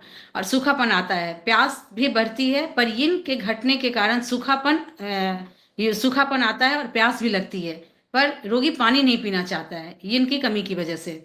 इसमें रोगी घूंट घूंट कर ही पानी पीता है। कभी कभी रोगी प्यास के बावजूद भी गर्म पेय पीना चाहता है, ऐसा यीन डिफिशियंसी की वजह से होता है। तीसरे पहर का ज्वर होना अथवा गर्मी लगने के कारण डिफिशियंसी ऑफ यीन हो जाता है। स्टमक यीन डिफिशियंसी का मूल लक्षण है कि जीभ लाल होगी, उस पर एक मंदी परत होती है, जीभ पर एक गंदी परत होती है, जैसा कि स्प्रे किया हुआ हो, जीभ में स्प्रे किया गया हो, तथा जीभ के साफ करने पर कोटिंग उतर आती है। जीभ को साफ करने अगर करते हैं तो उसमें मतलब कोटिंग हो, लेयर टाइप का रहता है, वो उतर आता है। अतः इसे बिना जड़ के परत के ही कोटिंग कहते हैं, बिना जड़ के परत के कोटिंग कहते हैं। ऐसे कंडीशन में अगर स्टमक इन डिफिशियंसी है, ऐसे कंडीशन में हम ट्रीटमेंट देंगे, प्रोटोकॉल देंगे ST36, SP3, SP6 और CB12। सारे पॉइंट को हम डिफिशियंसी की वजह से सारे पॉइंट को टोन करेंगे या मोक्षा करेंगे, नहीं सॉरी, सिर्फ टोन करेंगे, मोक्षा के लिए मना किया गया है, मोक्षा नहीं करेंगे। डिफिशियंट है तो सारे पॉइंट को हम टोन करेंगे। मैम सॉरी, आपको मैं बीच में वो कर रही हूँ, नहीं, थोड़ा मुझे कोई नहीं। ये समझना है कि जो स्टमक इन मतलब होता है तो वो क्या प्रॉब्लम, कैसे, वैसे तो स्टमक हम लोग यांग बोलते हैं, तो स्टमक इन की डेफिशिएंसी होगी तो वो क्या चीज होगी? सॉरी मैम, मैं क्लियर नहीं समझी, क्या कहा? यीन डिफिशियंसी होगी तो स्टमक क्या? जो इनकी डेफिशिएंसी है तो वो क्या चीज में होगी, वो उसको कैसे समझेंगे, मतलब वो क्या चीज है? यस मैम, इसमें जो हमें सिम्टम बताया गया है ना, तो सिम्टम के अकॉर्डिंग हम समझेंगे ना कि ये जो प्रॉब्लम आ रही है, ये जो हमारे पास अपनी प्रॉब्लम लेकर आया है पेशेंट, तो वह ये हमें बता रहा है कि अगर ये सारी पेट में, पेरू में दर्द है तो हम समझेंगे डिफिशियंसी है स्टमक में। अगर हर समय थकान लगा रहता है तो उसको कोल्डनेस डिजीज समझेंगे, या फिर उसको हम की डिफिशियंसी समझेंगे। तो पेशेंट के जो सिम्टम हमें बताएगा ना, वो हमें समझने में मदद करेगा कि इसमें यीन डिफिशियंसी है। वैसे तो यीन को हम किसी भी स्ट्रक्चर से जोड़ते हैं तो उसकी, लेकिन यहाँ पर जरूरत नहीं, उस यहाँ पर है कि पेशेंट हमें जो अपना बताएगा ना सिम्टम, उसके अकॉर्डिंग हम समझेंगे कि उसमें यीन डिफिशियंसी है या की डिफिशियंसी है या कोल्डनेस बढ़ा हुआ है, उसके अकॉर्डिंग उसको हम ट्रीटमेंट देंगे। ठीक है मैम? जी जी, थैंक यू। Okay ma'am. तो सर इसको भी ये चार्ट करना है या स्प्लीन चैप्टर में चले जाऊं? नहीं, इसको करिए, ये भाई ये ठीक है। करिए आगे, फिर स्क्रीन में सीधे चले जाइएगा। ठीक है सर। अगर डिफाइन मत करिएगा, समय कम हो जाएगा। ठीक है सर, ठीक है सर। फिर हमें अगला जो हमारे पास चार्ट है वह है treatment of disease caused by stomach excess. अभी तक हमने डिफिशियंसी, कोल्डनेस के बारे में देखा था, ये जनरली ये तीनों में डिफिशियंसी को बताया। अब एक्सेस की वजह से हम देखते हैं इंटीरियर हीट इन स्टमक। अगर इंटीरियर हीट बढ़ जाता है स्टमक, तो ऐसे में जो मुख्य हमारे पास लक्षण होते हैं, सिम्टम होते हैं, वह ये नॉर्मली अधिक होता है, इसलिए इसको पढ़िए जी। यस, सुनिए। तो हाँ, तो इसमें है कि अमाशय या पेरू एपिगैस्ट्रियम में जलन व दर्द होता है एक्सेस की वजह से। अगर गर्म हीट बढ़ जाता है तो उसमें अमाशय में दर्द या जलन होगा। भूख अधिक लगेगी, हमने ठंड या कोल्डनेस में देखा था भूख नहीं लगता है, इसलिए भूख अधिक लगेगी। प्यास एवं ठंडे पेय पीने की चाह होगी, प्यास लगी रहेगी, ठंडे पेय पीने की चाहत होगी। मसूड़ों में सूजन होगा, गर्मी की वजह से मसूड़ों में सूजन होगा। लाली व दर्द एवं कब्ज होगा, एक्सेस गर्मी की वजह से, फ्लूइड सूखने की वजह से उसमें कब्ज होगा, लाली और दर्द होगा और कब्ज रहेगा। खट्टी डकारें आएगी, सही ढंग से नहीं पचने की वजह से खट्टी डकार आएगी। उबकाई, नौजिया होगा उसमें, खाते ही उल्टी होना और मुंह में दुर्गंध आना। तो एक मेन जो अभी तक जो मैंने एक्सेस की वजह से, स्टमक एक्सेस की वजह से जाना कि मुंह में दुर्गंध एक बहुत ही इंपॉर्टेंट ये होता है, सिम्टम होता है, ये हमें जानने के लिए कि स्टमक में हीट एक्सेस है। इसमें जीभ अगर देखेंगे तो लाल पीला सूखा गाढ़ा लेप होता है जीभ के ऊपर। नब्ज इसमें गहरी भरी और तेज होती है। रोग के कारक, गर्म तासीर के भोजन को अधिक क्यों होता है यह एक्सेस, वह हमें बताया है। गर्म तासीर के भोजन को अधिक खाने के कारण स्टमक में हीट बढ़ जाती है। बहुत तला भुना खाना या मिर्च मसालेदार खाना, इसकी वजह से स्टमक हीट बढ़ जाता है। धूम्रपान तथा तंबाकू का सेवन करने से भी स्टमक हीट हमें बढ़ जाता है। फिर स्टमक, इसमें उपचार सिद्धांत, स्टमक में हीट बढ़ने से बॉडी फ्लूइड जल जाते हैं तथा प्यास बढ़ जाती है, जीभ सूख जाती है तथा कब्ज हो जाती है। स्टमक में हीट बढ़ने से रक्त भी गर्म हो जाता है, जिससे मसूड़ों में सूजन और दर्द आता है। स्टमक में अगर पूर्ण गर्मी से स्टमक अवरुद्ध हो जाता है, पूर्ण गर्मी से स्टमक अवरुद्ध हो जाता है और भोजन नीचे ना जा करके, मार्गो उल्लंघन, भोजन नीचे ना जा करके, वो जो नीचे हमें स्टमक वाले ये फूड ट्रैक में नीचे जैसे भोजन जाता है, तो की के अवरुद्ध होने से, स्टमक में हीट ज्यादा बढ़ने से की अवरुद्ध होने से वो नीचे नहीं जाकर एक जगह, रिटेंशन ऑफ फूड हो जाने की वजह से एक जगह वह रुक जाता है। स्टमक हीट बढ़ने से रक्त भी गर्म होता है, इससे मसूड़ों में सूजन और दर्द आ जाता है। सॉरी, हाँ, डकारे, खट्टी डकार आती है, उबकाई, उल्टी आदि होने लगता है। अग्नि का गुण है कि वह ऊपर की ओर जाना चाहती है। अग्नि हम जानते हैं जब जलती है तो वो वायु, एयर की मदद से ऊपर की तरफ आती है, उसका गुण होता है ऊपर की तरफ आना।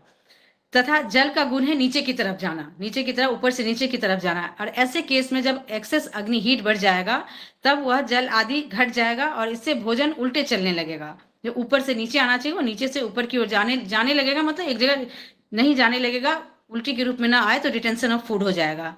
स्टमक में भोजन अति गर्मी के कारण सरकर खट्टा हो जाता है और अग्नि में भोजन पकता है। पूर्ण अग्नि से भोजन ज्यादा पक जाता है और अति अग्नि से भोजन जल जाता है। तो ये कॉमन सी बातें हैं जिसको कि हम सभी जानते हैं। और ऐसे कंडीशन में, एक्सेस ऑफ हीट की कंडीशन में हम प्रोटोकॉल देंगे, ट्रीटमेंट देंगे। ST21, ST44, ST45, P6, SP6, CB12 and CB13, सारे पॉइंट को हम सिलेक्ट करेंगे।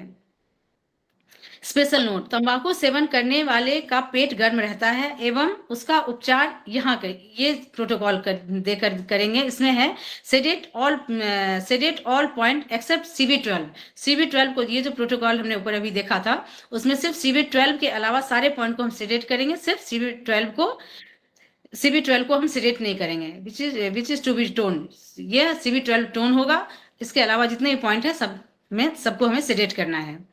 डायबिटीज का पॉइंट है, नोट कर लीजिए, डायबिटीज का पॉइंट है, ठीक है। डायबिटीज का पॉइंट है, नोट हुआ? यस सर, ठीक। तो सर इसमें ये सारा प्रोटोकॉल ही डायबिटीज का है। इसमें CB12 को हम सेडेट, ये टोन करेंगे, सारे सेडेट होंगे। ये डायबिटीज का पॉइंट है। सारे नहीं, इसके अकॉर्डिंग CB12 को टोन करने का है सर। हाँ, तो डायबिटीज में भी टोन करेंगे सब। ठीक है सर, ठीक है। डायबिटीज का पूरा प्रोटोकॉल डायबिटीज का भी है। ठीक, आगे चलिए। फिर है दूसरा है फेलगम फायर इन स्टमक, अमाशय में कफ पित्त का होना। इसमें एपिगैस्ट्रियम में भारीपन, प्यास कम लगना, दस्त में म्यूकस का निकलना। एपिगैस्ट्रियम अमाशय में अगर स्टमक में फेलगम फायर अगर हो जाता है तो ऐसे में हमें दस्त में म्यूकस निकलता है। इसमें जीभ हमें पीला चिपचिपा एवं गाढ़ा, जीभ के ऊपर पीला चिपचिपा एवं गाढ़ा लेप मिलेगा। जीभ के मध्य रेखा पर क्रैक तथा पीलापन आएगा, पीलापन हमें दिखेगा। इसमें पल्स होगा, भरी, तेज और फिसलती हुई नब्ज होगी। रोग का जो कारण है वह है गर्म तासीर वाले तले हुए तथा घी, तेल आदि चिकनाई युक्त भोजन के ज्यादा सेवन करने से स्टमक में फेलगम फायर बढ़ जाता है। एक्सेस हो जाने की वजह से अगर वहां पर भी नहीं ट्रीट अगर हम करेंगे तो वह धीरे धीरे होकर फेलगम फायर के रूप में कन्वर्ट होकर स्टमक में फेलगम फायर बढ़ जाएगा। स्टमक में फेलगम फायर कफ पित्त बढ़ने के कारण अमाशय में भरापन एवं भारीपन लगता है। कफ के कारण भारीपन लगता है तथा प्यास भी कम लगती है। कफ और अग्नि दोनों की स्टमक में अधिकता होने पर मस्तिष्क भी प्रभावित होता है। सभी हम जानते हैं कि स्टमक को हमारा सेकंड ब्रेन कहते हैं। तो ऐसे में अगर इसमें स्टमक में अगर हीट बढ़ जाएगा तो वह उसका इफेक्ट हमारे ब्रेन पर भी आता है, मस्तिष्क प्रभावित होता है, अनिद्रा और मैनिक डिप्रेशन हो जाता है। इंसोम्निया भी होगा, मैनिक डिप्रेशन भी उसमें आएगा। अग्नि की अधिकता से माइनिया भी होता है, किसी भी चीज का अगर माइनिया हो, तथा कफ की अधिकता से डिप्रेशन होता है। अग्नि की अधिकता से हमें माइनिया की शिकायत होती है और डिप्रेशन की शिकायत कफ की अधिकता से होती है। अग्नि तथा कफ दोनों होने से सूखा चिमड़ा कफ हो जाता है। मतलब कफ जो होता है वह कफ सूखा कफ निकलता है तथा मैनिक डिप्रेशन हो जाता है। इससे डायग्नोसिस जीभ पर भी, इसकी डायग्नोसिस हम जीभ पर भी कर सकते हैं।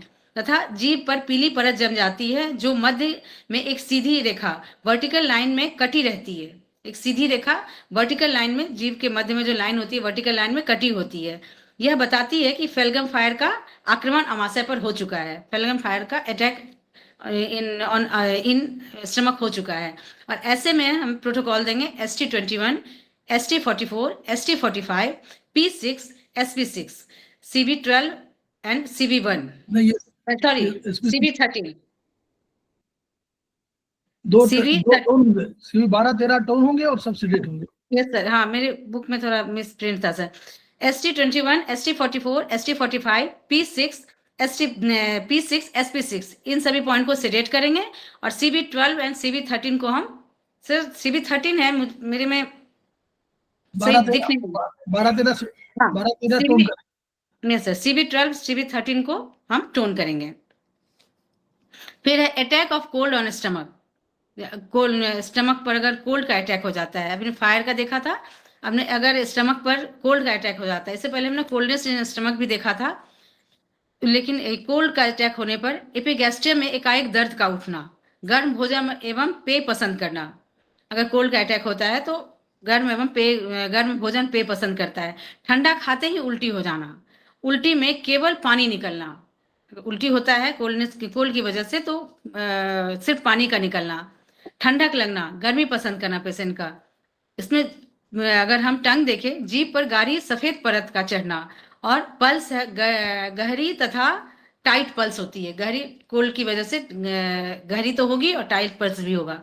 फिर है इसके कारण बाहरी ठंडक का शरीर पर आक्रमण होने पर स्टमक में कोल्डनेस बढ़ जाती है। इसमें है बाहरी ठंडक का, अगर ये जनरली ठंड के मौसम में होता है, अगर बाहरी ठंड की वजह से आक्रमण होता है स्टमक पर तो स्टमक में कोल्डनेस बढ़ जाती है। अधिक कोल्ड ड्रिंक पीना, आइसक्रीम तथा ठंडी तासीर के भोजन की अधिकता के कारण भी attack of cold on stomach हो जाता है। या तो ठंड में या अगर गर्मी में भी बहुत ज्यादा गर्म कोल्ड चीजों का अगर हम सेवन करेंगे तभी ऐसा कंडीशन हो सकता है। चीन की मान्यता है, उपचार सिद्धांत। चीन की मान्यता है कि एक्सटीरियर कोल्ड हमारे शरीर में 3 अंगों पर सीधा अटैक करती है। इसमें है पहला स्टमक, दूसरा है इंटेस्टाइन और तीसरा है यूट्रस। इन तीनों पर डायरेक्ट बाहरी ठंड का डायरेक्ट प्रभाव पड़ता है, ज्यादा प्रभाव पड़ता है। एक्सटीरियर कोल्ड बाहरी ठंड स्टमक की को अवरुद्ध करता है, रोक देता है, और जिसकी वजह से क्या होता है कि वह नीचे नहीं जाकर फूड उल्टी हो जाती, खाते ही उल्टी हो जाती है। अधिक ठंडक से स्टमक यांग बढ़ जाते हैं, स्टमक यांग में भी डिफिशिएंट हो जाता है। अधिक ठंड का अगर हम कंज्यूम करेंगे ठंडी चीजों को तो स्टमक यांग डिफिशिएंट हो जाता है। स्टमक का कार्य इसकी वजह से, यांग डिफिशियंसी की वजह से स्टमक का कार्य प्रभावित हो जाता है, तथा पाचन कार्य भी, जो हमारा डाइजेशन का जो फंक्शन है वह भी धीमा हो जाता है। जब अमाशय पर ठंड का आक्रमण हो जाता है तो रोगी को ठंड लगती है तथा नब्ज धीमी हो जाती है, एवं गर्म पेय अच्छे लगते हैं पेशेंट को, तथा ठंडे पेय उसकी बीमारी को और भी बढ़ा देता है। कोल्ड की वजह से अगर बीमारी हुआ है, ऐसे में कोल्ड चीजों का ही अगर हम सेवन करेंगे तो ऑब्वियसली उसमें बीमारी और बढ़ ही जाएगी। तो ऐसे कंडीशन में attack of cold on stomach, तो ट्रीटमेंट देंगे हम ST21, ST34, SP4, CB13 सभी पॉइंट को हम सेडेट करेंगे। और ST21 गेट पास पॉइंट है, इस पर मोक्षा करेंगे। ST21 पर स्पेशली इसमें ST21 के बारे में बताया है कि यह गेट पास पॉइंट है, इस पर हमें मोक्षा भी कर सकते हैं। ST34 एक एक्यूमुलेटिंग पॉइंट है। ST34 एक्यूमुलेटिंग पॉइंट है। यह अमाशय के अवरोध को हटाकर एक्यूट और पेनफुल सिम्टम को ठीक करता है। अचानक जो दर्द होगा उसको, या पेनफुल सिम्टम है स्टमक में, उसको यह ठीक करता है। फिर अगले नंबर मोक्षा पर कैसे करते हैं? मोक्षा मैम सेक कर करते हैं। इसका अपना भी प्रोसेस होता है, लेकिन जनरली इसको एक तरह से ये समझ सकते हैं कि सेक कर किया जाता है। अदरक अदरक अदरक को रख लीजिए, गरम कर लीजिए जो पॉइंट है, और उसको एक पोटली बना करके उसमें करिए, और उसको जिस पॉइंट है उसके टच मत कराइए, उसके ऊपर से उसको गरम सेक दीजिए। ये मोक्षा हम लोग अपनी भाषा में मोक्षा करते हैं। वैसे मोक्षा हर्ब होती है चाइना में, तो वहाँ इसका दूसरा तरीका है, लेकिन हम लोग जो है इसको इसी रूप में कर सकते हैं कि अदरक को लीजिए, कूचिए, और कूचने के बाद उसको गर्म करिए, गर्म करने के बाद जो पॉइंट है वहां पर ऊपर से सेक करिए, छुआइए नहीं। ये हम लोग करते हैं, ठीक है। सर अपने यहाँ जो नमक का सेक करते हैं, क्या वो भी एक टाइप का मोक्षा ही हुआ? नमक, अरे हमारे सब है, हमारे मदार का पत्ता तो वो भी गर्म सेक था, लेकिन वो टच कराते थे। इसमें मोक्षा में मना किया गया कि टच मत कराइए, बस ये बोलिए पॉइंट। ठीक है सर। फिर है स्टमक की कॉन्ट्रावेक्शन। अभी इसमें है? हाँ सर, अभी तो बाकी है। अच्छा, 3 और बाकी रिटेंशन ऑफ फूड। अच्छा 3 है। हाँ, ब्लड स्टेसिस। तो इसे करना है सर? हाँ, नहीं जो भी होता है कर लीजिए। ठीक है सर।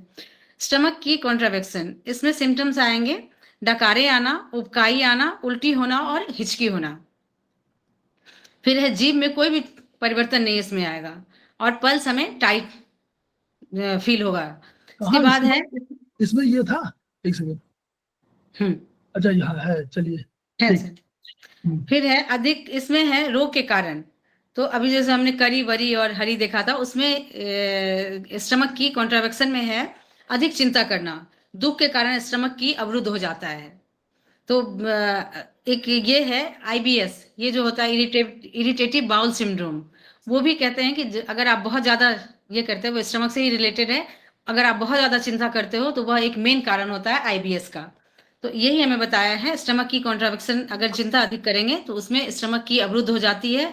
उसका प्रवाह ये होता है, उसमें उसका प्रभाव ये होता है कि जो की का प्रवाह है वह नीचे की ओर नहीं होकर वह मार्गोल्लंघन हो जाता है, अपनी सही दिशा में नहीं जाकर उस वह मार्ग से मार्गोल्लंघन का मतलब सिर्फ ये नहीं कि नीचे से ऊपर से नीचे ही आएगा तभी, मतलब सॉरी, नीचे से ऊपर जाए तभी मार्गोल्लंघन होगा, बल्कि यह भी है कि वह किसी भी दिशा में, मार्गोल्लंघन का ये मतलब हुआ कि किसी भी दिशा में वह किसी भी दिशा में फ्लो करने लगे।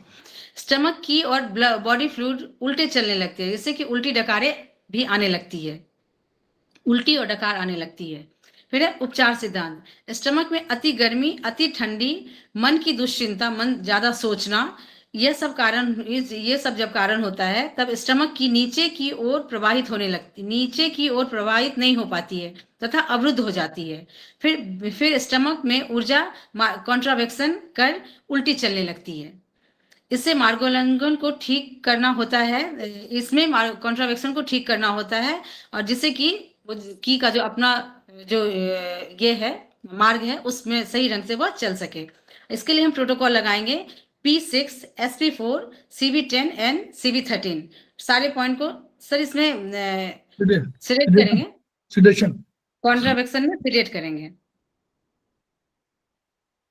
yes. फिर है retention of food in stomach.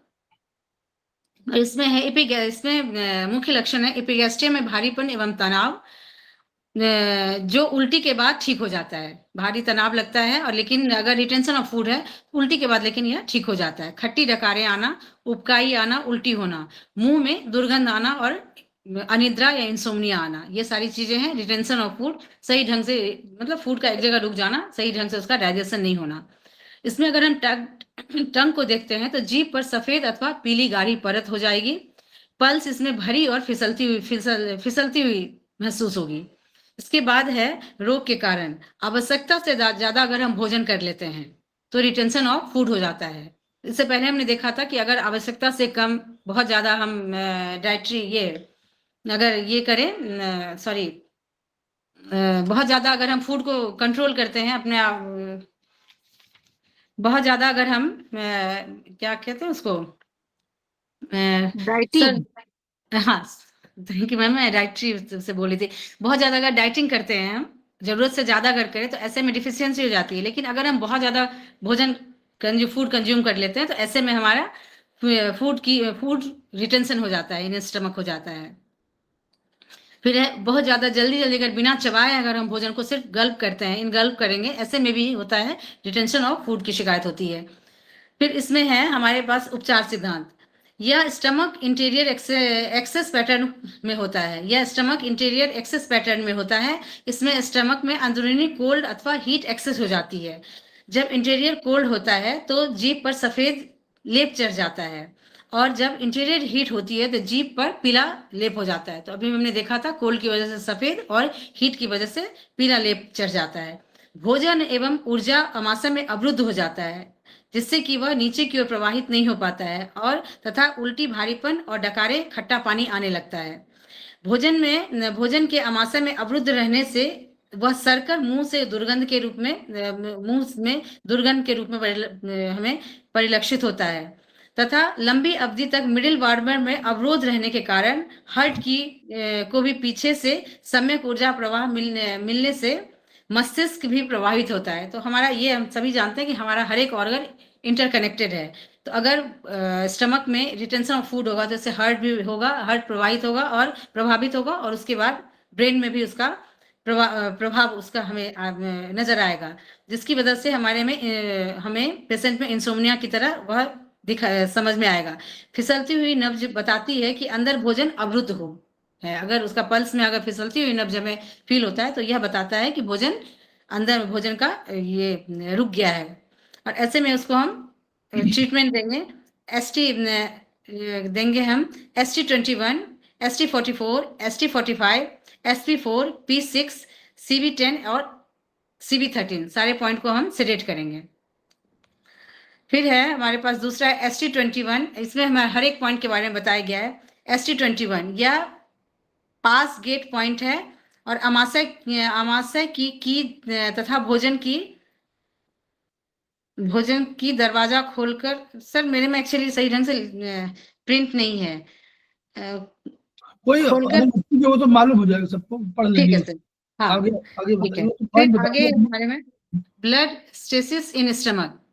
अगर ब्लड स्टेसिस स्टमक में होता है तो उसमें हमें लक्षण आएगा इपिगैस्ट्रियम में छुरा भोंकने की जैसा दर्द हो। तो हमने अभी तक देखा है कि किसी भी ऑर्गन में अगर स्टेसिस ब्लड की वजह से कोई प्रॉब्लम होती है तो सबसे पहला होता है उसमें दर्द होता है, जो कि हमें फील होता है छुरा भोंकने के जैसा दर्द हो रहा है। फिर भोजन के बाद दर्द बना रहता है, और छुरा भोंकने वाला दर्द जो कि सेकने के बाद ठीक हो जाता है, और भोजन करने के बाद दर्द बना रहता है। मल में रक्त का आना, गहरे रक्त की उल्टी होना। अगर सही ढंग से उसका ट्रीट नहीं करेंगे तो वह मल में भी रक्त आएगा और गहरे रक्त की उल्टी भी होगा। फिर इसमें जीभ, अगर टंग डायग्नोस करेंगे तो जीभ के मध्य में पर्पल कलर हमें नजर आएगा। नर्व्स इसमें सूत के समान नाड़ी इसमें नजर आएगी। फिर यह एक क्रॉनिक अवस्था है जब स्टमक में लगातार अग्नि बढ़ी रहती है। अभी तक हमने देखा था कि इस सारे कंडीशन में अगर कंट्रोल नहीं करेंगे तो यही आगे बढ़कर क्रॉनिक डिजीज में कन्वर्ट हो जाएगी, और यह है स्टमक में लगातार इसमें अग्नि बढ़ने की वजह से होगा, और लास्ट में पेट में अल्सर होकर ब्लड स्टेसिस हो जाएगी। तथा और जब स्टमक में अनवरत रिटेंशन ऑफ फूड होने लगता है, और बाद में रिटेंशन ऑफ फूड वही बाद में कन्वर्ट होकर ब्लड स्टेसिस के रूप में हमें नजर आएगा। लगातार क्रोध करना, डिप्रेशन आदि में रहने से अंत में स्टमक में ब्लड स्टेसिस हो जाती है, और लीवर की अधिक होकर स्टमक पर आक्रमण कर देती है। तो यह स्टमक में ब्लड स्टेसिस हो जाता है। यह हमें बता रहा है कि किस तरह से स्टमक में ब्लड स्टेसिस होता है। तो उसके बाद है उपचार सिद्धांत।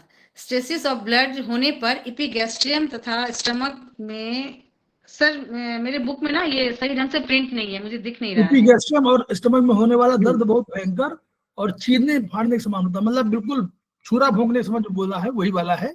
इपिगैस्ट्रियम माने ऊपर का पार्ट, ऊपर का मध्य वाला। अगर 9 भागों में बांटे आप उसको, तो ऊपर का जो मध्य का भाग है नाभि के ऊपर, वो एपिगैस्ट्रियम है। उल्टी में डार्क ब्लड निकलता है, क्यों? क्योंकि स्टेसिस है, रुका हुआ है। चूंकि स्टमक और लार्ज इंटेस्टाइन एक दूसरे से संबंधित है, अतः blood of stasis large intestine तक फैल जाती है। स्टेसिस है तो आगे एलाई तक चली जाती है।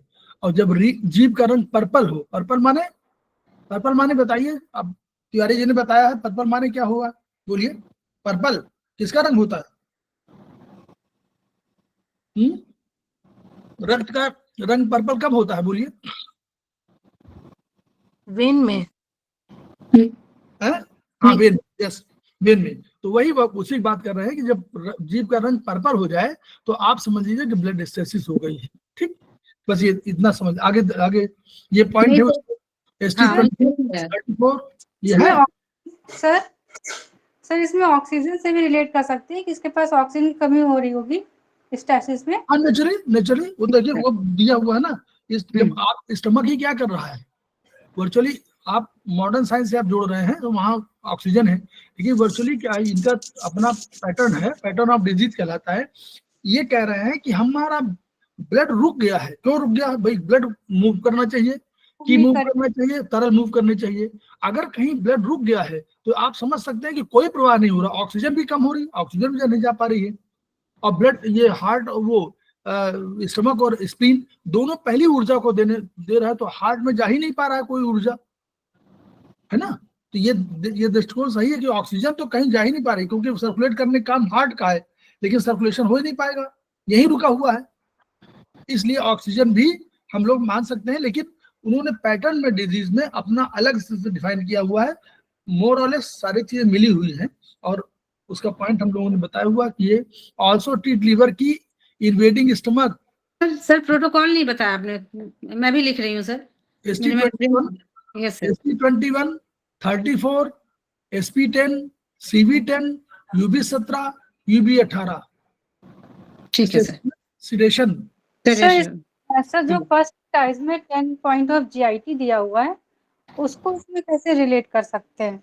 किसमें फर्स्ट टाइज दिया है ना पीछे की तरफ, 10 पॉइंट ऑफ GIT, इसमें CV13, 12, 10, CV6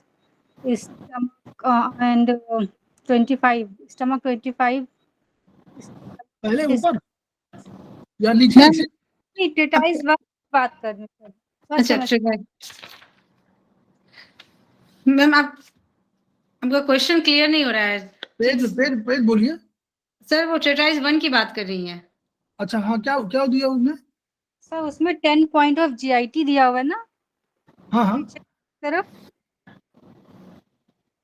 जिसमें से CV13 पेज नंबर सर ट्रेटाइज 1 में 218 है इंग्लिश वाली में। अच्छा, तो वो क्वेश्चन मैडम डाल दीजिएगा उसमें ग्रुप में। हाँ ठीक है सर। में तो इसी ग्रुप में जिसमें क्लास चल रही है ना, ग्रुप अलग है, उसमें ग्रुप में आज नहीं है आप शायद। क्या सेम 2 वाला ग्रुप सर? हाँ, सेम 2 वाले में मैम। सेम 2, ठीक है मैम, सेम 2 वाला है, उसमें आप ऐड करिए, क्वेश्चन सब लोग डालिए, तभी तो मालूम पड़ेगा कि सब लोग पढ़ रहे हैं। जी सर। और सुधा मैडम, आप लोग जो है, आप तिवारी जी, आप लोग क्वेश्चन डालिए, अगर कोई आप लोग पास क्वेश्चन हो तो BHB और सबके क्वेश्चन डाल दीजिए सेम 2 में भी। ठीक है सर। तो हम लोग जो है ये हो गया। और तो ये हम लोग आज रह गया, सुधा जी ने बहुत बढ़िया डिटेल में पढ़ाया, और स्टमक मेडिसिन में हम लोग का पूरा समय खत्म हो गया, जबकि हम लोग को 2 भी पढ़ाने थे, लेकिन हम कहीं और बाद में ले जाएंगे। स्प्लीन बहुत छोटा है, वो किसी और चैप्टर के साथ ना ऐड कर देंगे। कोई चैप्टर नहीं, आप पूरा ले लोगे, पूरा तिवारी जी का स्वागत है। तिवारी जी हमारे बीच में आ गए हैं, हमारी फैकल्टी हैं, समवाई फाउंडेशन के प्रमोटर हैं। जयश्री चौधरी ने ज्वाइन कर लिया है, सेमेस्टर 2 के स्टूडेंट हैं वो, उनका स्वागत है। इसके अलावा और लोगों ने, रेखा अग्रवाल तो पहले मैडम थी। ठीक, तो हम लोग अभी 2 मिनट का ब्रेक लेते हैं और खेमका सर को याद करते हैं, उनके उन्हीं शब्दों को, each one reach one, each one treat one, each one teach one, इन्हीं के शब्दों के साथ हम लोग खत्म करते हैं। प्रतिमा राय जी हमारी फैकल्टी हैं, समवाई फाउंडेशन के प्रमोटर हैं, उन्होंने ज्वाइन कर लिया है। अभी मैं 2 मिनट में तुरंत ज्वाइन करता हूँ, और फिर हम लोग क्लासेस शुरू करते हैं। Thank you ma'am. Thank you ma'am. Thank you ma'am. बहुत अच्छा मैम।